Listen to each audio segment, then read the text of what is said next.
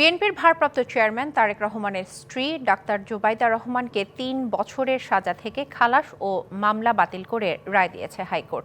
বিচারপতি মোহাম্মদ খসরুজ্জামানের একক high court bench এ রায় দেয়। তবে আপিল করতে না পারলেও বিচারিক আদালতের সাজার রায় বাতিল হওয়ায় মামলার প্রধান আসামি তারেক রহমানও ৯ বছরের সাজা থেকে খালাস পেয়েছেন বলে জানান আইনজীবীরা। সম্পদের তথ্য গোপন ও জ্ঞাত আয় বহির্ভূত সম্পদ অর্জনের অভিযোগে ২০০৭ সালের ২৬শে সেপ্টেম্বর তারেক রহমান, জুবাইদা রহমান ও তার মায়ের বিরুদ্ধে রাজধানীর কাফরুল থানায় মামলা করে দুদক। ২০২৩ সালের ২রা আগস্ট সেই মামলায় তারেক রহমানকে ৯ বছর এবং তার স্ত্রী ডাক্তার জুবাইদা রহমানকে ৩ বছরের কারাদণ্ড দেয় বিচারিক আদালত। ১৭ বছর পর গেল ৬ মে শাশুড়ি খালেদা জিয়ার সঙ্গে বাংলাদেশে ফিরে আসেন ডাক্তার জুবাইদা রহমান। দেশে ফিরে ১৩ই মে ৫৮৭ দিনের বিলম্ব মার্জনা চেয়ে জুবাইদার করা আপিল মঞ্জুর করে হাইকোর্ট।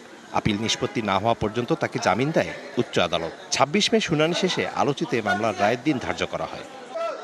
সবশেষ বুধবার বিস্তারিত রায় দুদকের মামলা বাতিলের পাশাপাশি অভিযোগ থেকে ডাক্তার জুবাইদা রহমানকে খালাস দেয় হাইকোর্ট। শাইনি চুলে এখন হবে সব হেয়ার স্টাইল। সিল্কোর দ্বিগুণ শাইনি চুল প্রতিদিন। এই মামলার রায় হয়েছে এবং মাননীয় বিচারপতি আমাদের এই আপিল মঞ্জুর করেছেন, অর্থাৎ বেগম জুবাইদা রহমানের বিরুদ্ধে যেই দণ্ডাদেশ ছিল সেটা থেকে উনি নির্দোষ সাব্যস্তে খালাস হয়েছেন।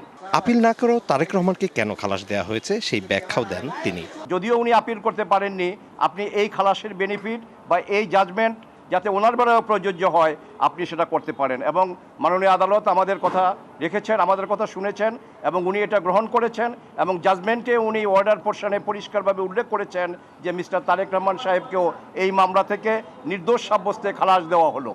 আর দুদকের আইনজীবী জানান, হাইকোর্টের এই রায়ের বিরুদ্ধে আপিল করা হবে কিনা সেই সিদ্ধান্ত নেবে কমিশন। এই চার্জটা হচ্ছে ডিফেক্টিভ, এগুলো হচ্ছে তাড়াহুড়ো করতে গিয়ে, এবং আমরা হচ্ছে প্যানেল লয়ার, আমরা মতামত জানাবো কমিশনকে। কমিশন টেক ডিসিশন যে তারা আপিল করবে কি করবে না। আইনজীবীরা জানান, মামলাটির বিচারে রাজনৈতিক প্রতিহিংসা ছিল বলে রায়ের পর্যবেক্ষণে উল্লেখ করেছে high court. Mizan Ahmed, DBC news, Dhaka.